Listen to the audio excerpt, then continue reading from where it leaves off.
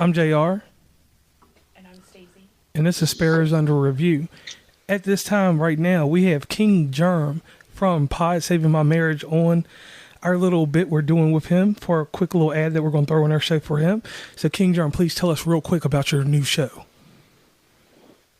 Thank you, JR, for calling me. Well, as far as my new show, it's kind of the same as the old show. If you're not familiar with the old show, we was previously known as the Procast, but we did some rebranding, and now we're showing people how Pod saved our marriage. It's basically, think of all your TV couples. That's what you have with me and my wife. We don't always agree. We disagree most of the time, but that's where the magic comes from.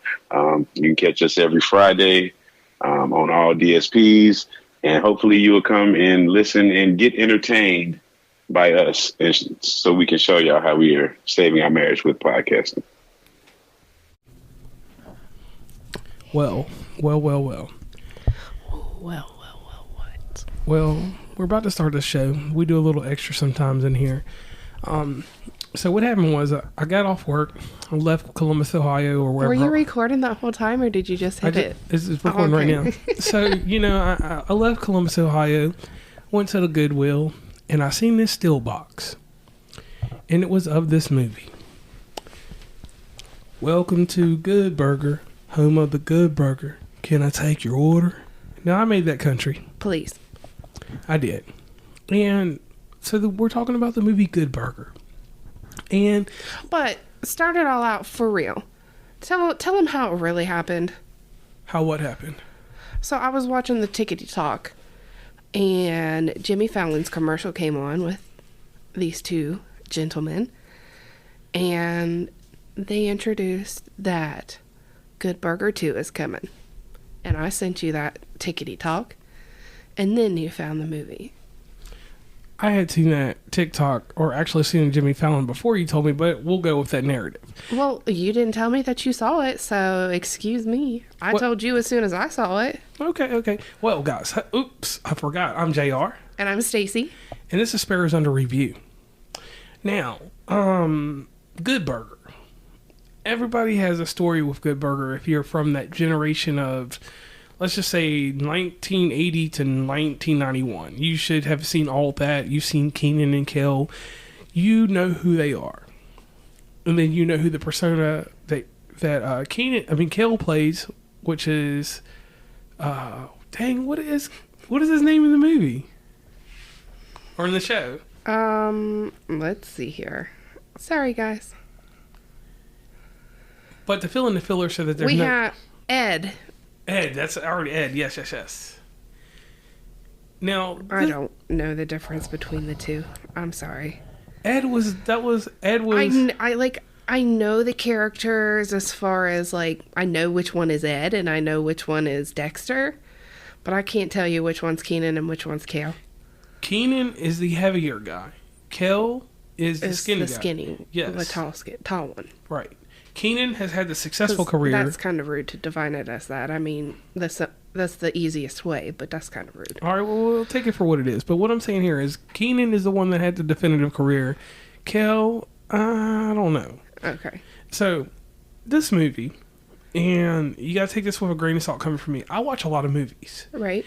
But in the 90s, I like the show All That, and the cameo appearance by Mary Beth Denberg as the fast-talking lady was exciting for me because I like her. Had a little crush on her back in the day. But anyway, this movie, it turned very slow for me when we watched it last night. Right, because we're older and we know more stuff, I think. We're not young and immature. And I'm not saying that in a rude way at all. But once you live life a little bit and you know how people truly act, and just watching it, I don't remember seeing it prior to yesterday. I'll be honest. I mean, yeah. I'm not saying I didn't watch it. I don't remember it. So watching it yesterday, of course, it's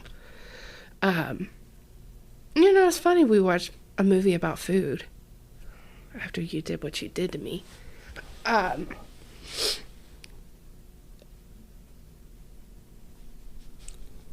So the story on that, let me throw that in there real quick. I went to go get some food for myself yesterday, and Stacy was out doing her thing with her family. Tell the whole truth. Yeah, it was a full family affair over there. They did their thing, and I was in my feelings. I had some stuff going on personal, so I wanted to be alone. And they go over there, and I figured they're gonna eat. And then I just got the hunch because I rolled up out the bed because I was done playing Transformers, robots in disguise, and I just was like, man, I want me a KFC chicken pot pie, and I went and got it.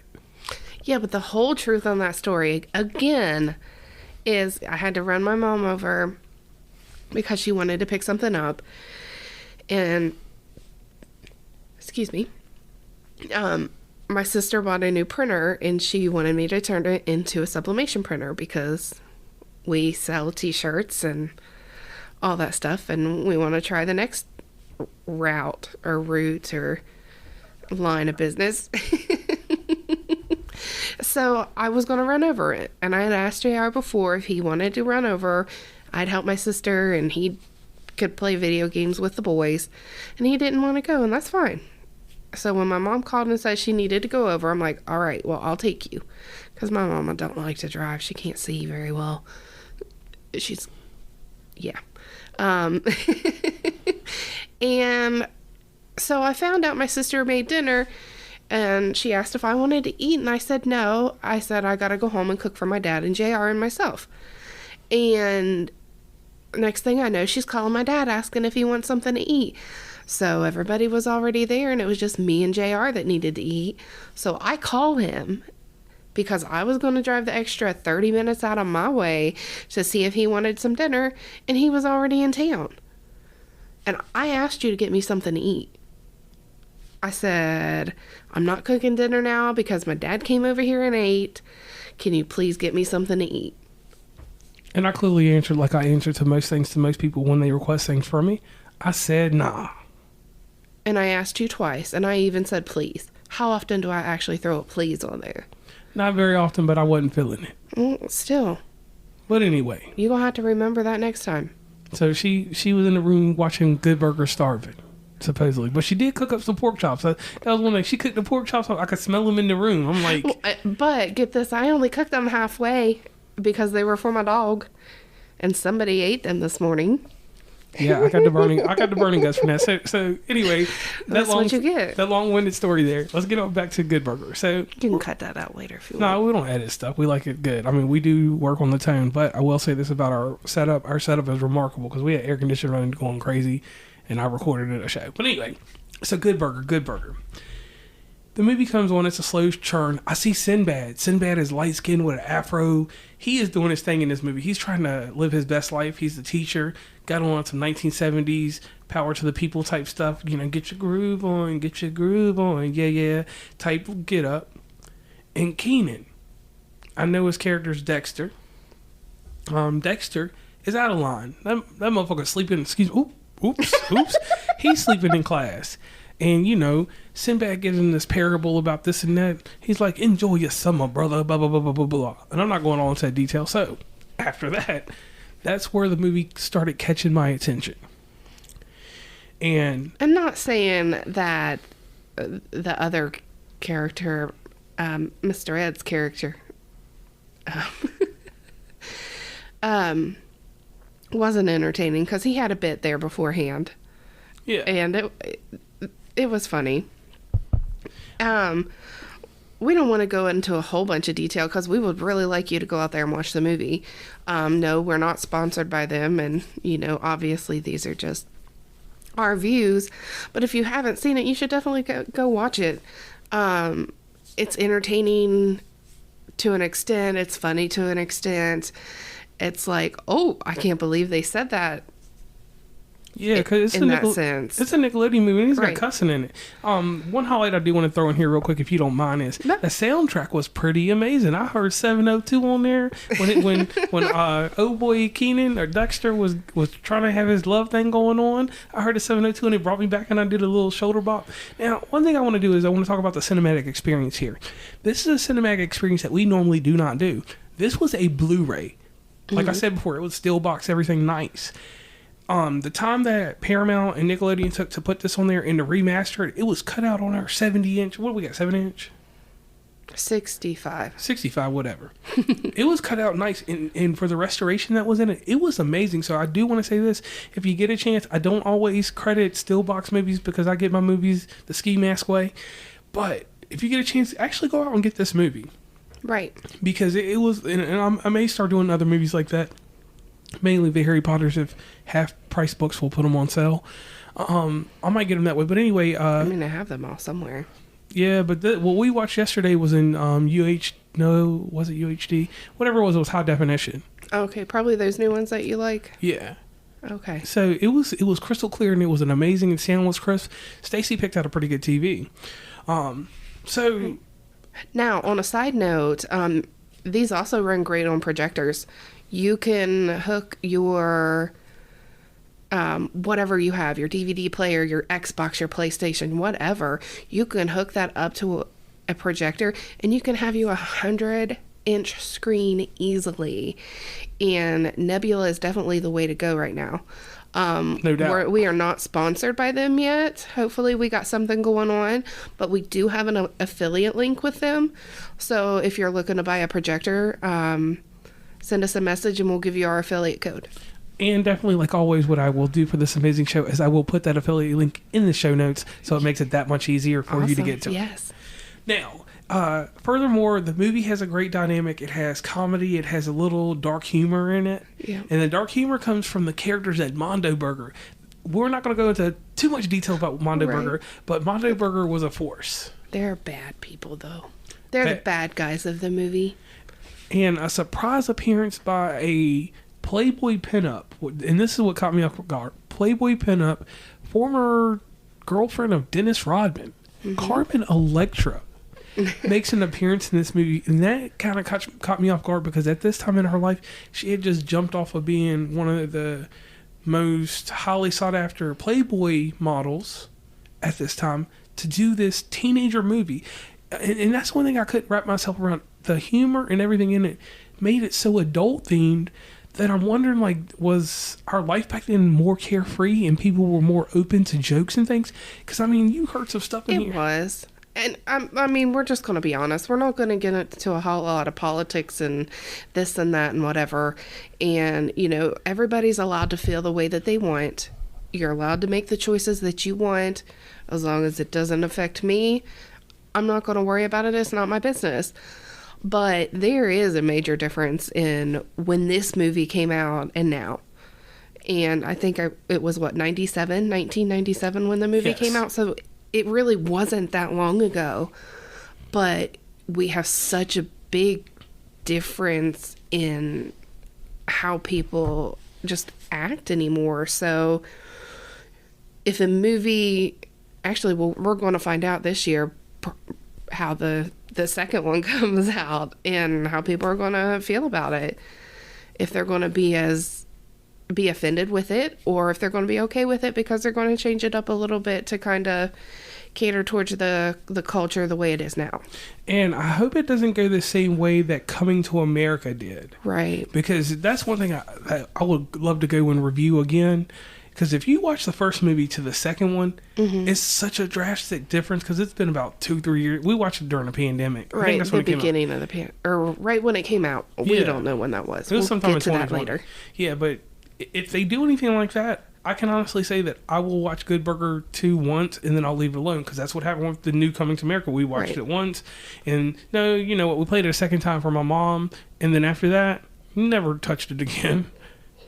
And that's just one thing I hope that doesn't happen. So this is my thing with Good Burger. Stacy was going to give me our rating system. Oh, just 0, throw it in the trash. 1, 2, 3. 1 is like, okay. Like, it wasn't garbage, but okay. I probably won't ever watch it again, but I'm glad I watched it. 2 is, okay. I might watch it again. I might not. You know, it's just, it was decent. And then I think 3 should be, let's put it in the front. Like, this is something I'm going to watch again. I enjoyed it that much. So my answer is going to be controversial. The movie gets a 3. And the reason it gets a 3 for me is because of this. I do have to go back to my childhood. And at that time, I would have been 10, 11, or 12. And I was watching the show, all that, where all these characters came from. And that was my Saturday Night Live growing up. Mm-hmm. And each one of those characters from Saturday Night Live, with the exception of Amanda Bynes, because she wasn't on there yet. She was probably a little too young to be on there then. Everybody from all that was in the movie.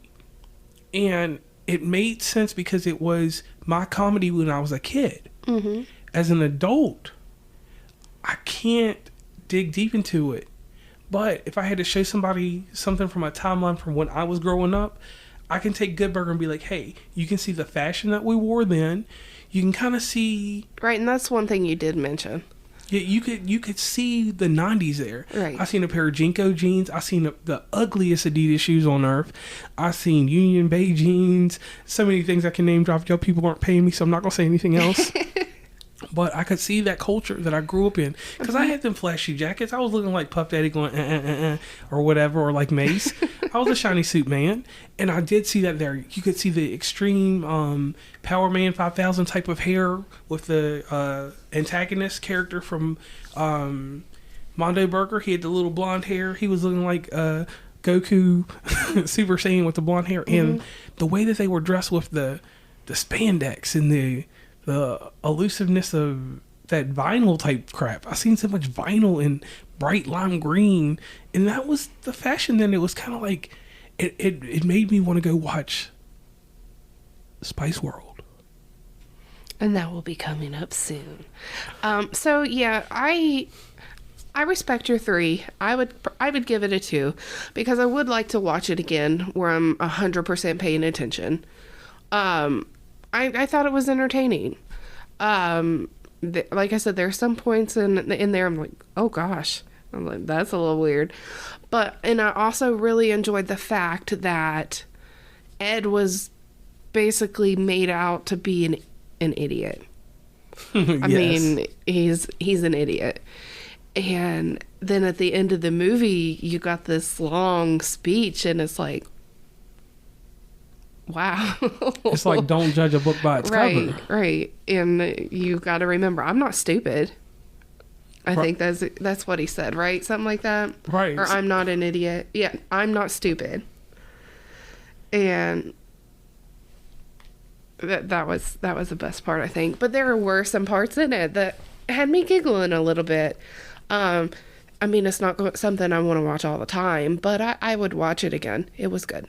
And one thing I do want to throw in there that I didn't get to talk about is George Clinton. Oh my gosh, George Clinton was in this movie. The P-Funk era, they were in the insane asylum getting down to that 70s G-Funk. Oh my Lord. And that was fun. Right. Because you don't have skits like that in movies anymore. Right. Because, I mean, like, comes back to people being offended. Because everybody has somebody that's related to them that has a mental illness, and they're going to get offended by that. And, I mean, if you get offended, like I said, that is your choice, that's your view, that's your opinion. It did not offend me because I know everybody in my family's mental. I mean, we got issues out the yin-yang, but we make the best of it. And I express it like this: in this light and day, everybody has something that goes on.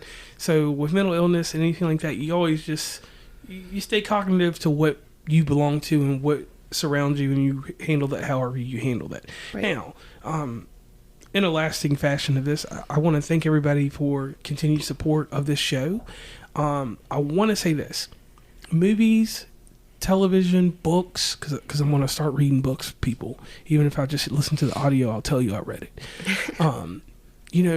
Encouraging opinions on things and hearing people's different aspects of things make life better.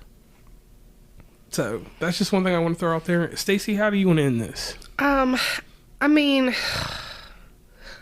I am very upset with Good Burger 2 already. Do you know what platform they're releasing this on? Please don't tell me Peacock. No, even worse. Please don't tell me Freeform. No, what is the one app that we have that we use? Man, and you know what? I said this earlier in the car.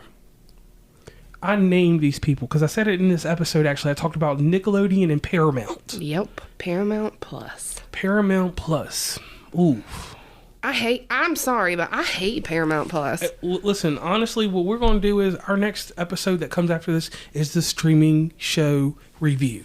Okay, but since we're on this show, I think that's why I'm least excited, I guess, about the second one coming out, because we're still on the Good Burger. When I pulled up Wikipedia here, it told me that it was releasing on Paramount Plus in 2023. And I'm like, dang it. That means them fools have already filmed it and just played us. Right. I mean, Wikipedia could be wrong, because I do believe it is edited by patrons, but... Or maybe it was on Wikipedia. Yeah, so... We'll take it with a grain of salt. Right. But if you haven't experienced the joys and downfall of Paramount Plus, you ain't missing nothing. Not at all. And I thank you, Stacey, because she just gave the best episode that I think is going to come out of this venture. Right. Now, I will say the only thing that we get to work decent and not have a whole bunch of problems with is when we were first watching 1883. And that's a good 1923 series. messed up all the time. Right. But, yeah. And my favorite show that's got Hawkeye in it. Mayor of Kingstown. Yeah. Or Kingston, however you want to say it. Excuse me. But anyways, like JR said, we'd like to thank you for listening. If you want a new way of watching your movies, check out our affiliate link down at the bottom for Nebula projectors. Yeah, no doubt in that. And I am JR. And I'm Stacy. And we're signing off.